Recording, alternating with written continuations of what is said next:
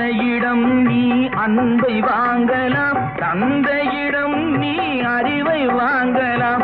இரண்டும் இருந்தால் பேரை வாங்கலாம், பேரை வாங்கினால் ஊரை வாங்கலாம். நல்ல நல்ல பிள்ளைகளை நம்பி இந்த நாடே இருக்குது தம்பி.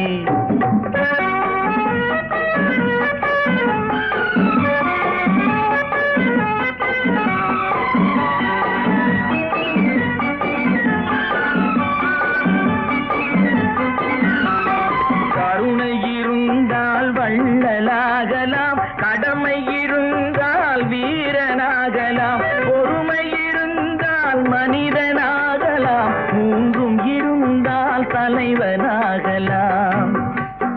இந்த மூன்றும் இருந்தால் தலைவனாகலாம். நல்ல நல்ல பிள்ளைகளை நம்பி